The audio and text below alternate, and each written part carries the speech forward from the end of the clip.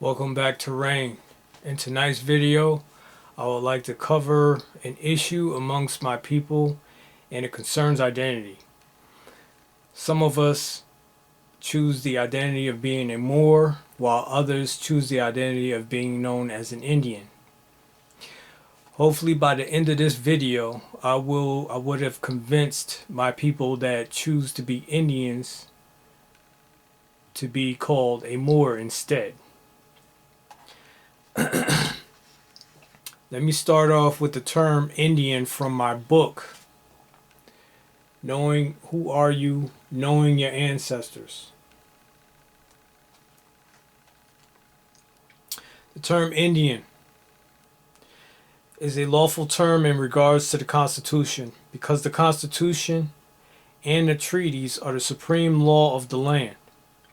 The term is mentioned twice in the Organic Constitution 1789, Article 1, Section 2, Clause 3, Indians not taxed, and Article 1, Section 8, to regulate commerce with foreign nations and among the several states and with the Indian tribes.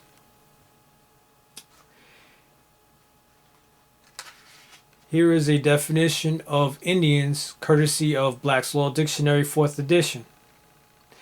The aboriginal inhabitants of North America. Frazee versus Spokane County, 29 Washington 278. I have previously mentioned that the term Indian is lawful in some context, which also means that I wouldn't use this term for identity purposes due to the Indian Appropriations Act of 1871. I have nothing against my people who do use the term. It's my choice not to use it. The Indian Appropriations Act of 1871 declared that no group of Indians will be recognized as an independent nation by the federal government, and all Indians will be recognized as individuals and wards of the federal government. This act stripped us, those that called ourselves Indians, of our national status and allowed the federal government to seize our land. This act also ended all treaty making between the United States of America and the Indian nations, extinguished most treaties that were not ratified by Congress, and still to this day the act has not been repealed. The Indian Appropriations Act of 1871 and the Indian Removal Act of 1830 are unconstitutional. The Constitution only grants Congress the power to regulate commerce with the Indian tribes, not remove us from our lands and strip us of our national status, debasing us to a ward. Alright, that covers Indian in my book. Now we'll cover the term Moor in my book. The term Moor can be traced back to the walls of Hecupta, currently known as Egypt, in Medineta. Hopefully you guys can see this.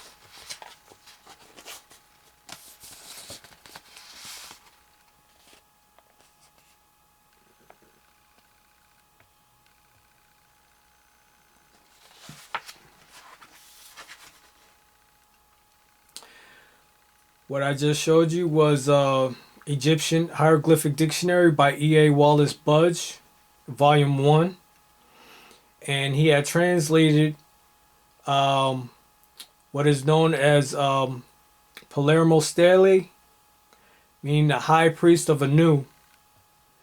And that would be a Moor. Written on the walls in Hecupta, which the colonizers call Egypt. Now let me continue. There's a great misconception about the word Moor which has to be addressed. The great misconception is that Moor means black, which couldn't be further from the truth. The following languages with their version of Moor can be traced back to Latin Morus. You have German Moor, Spanish and Italian Moro, and French More, which all mean black when translated into English, because whenever the Europeans saw Moors, they equated their dark skins with the word Moor. But the Latin morus isn't a Latin word. It was adopted into the Latin language from the Maori tribe that inhabited northern Africa at that time. The original word for black in Latin is ater, spelled A-T-E-R. All right.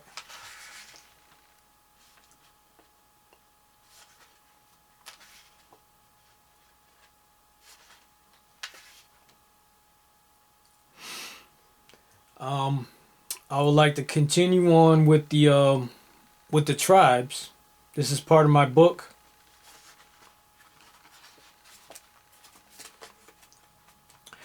There are numerous tribes that inhabited what is now known as North America. For my people, I've said it before and I will say it again. Perform a genealogy check on your bloodline as far back as you can go into whatever part of the land your search may take you. Before the Moors of northern Africa entered what is now called Spain in the year 711, there was trade between the aboriginal Moors of this land and Moors from the east. It was a normal occurrence. The colonizers had the audacity to think that they found something new, but in reality, they are the last ones to show up to the party. To their surprise, they learned that there are numerous tribes here on this land that had interaction with Moors from the east. They witnessed for themselves that the tribes on this land had similar customs, jewelry, and language as the Moors in the east. Here's a small list of tribes that had interaction with Moors from the east. Okay, the following list is from Surviving Indian Groups of the Eastern United States Annual Report, Smithsonian Institution, Library of Congress, 1948. And this annual report was done by Gilbert William Harlan. All right. The following Native American tribes have been found to have descendants of Muslim Moors: Alabama, Anasazi, Apaches, Arab Indians of Summit, Schoharie County, New York, Arawak,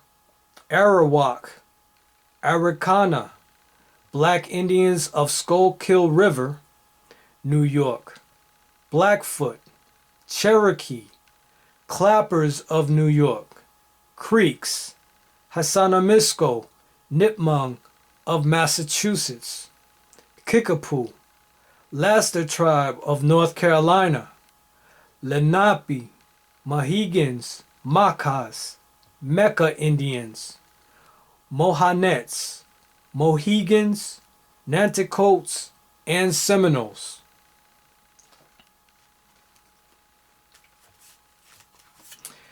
I would also like to remind my people that the term Moor was substituted for Indian, but I will cover that in the next video. For now, I would like to let you guys marinate on what I just told you. And this ends part 1 of the Moor versus Indian series. Peace.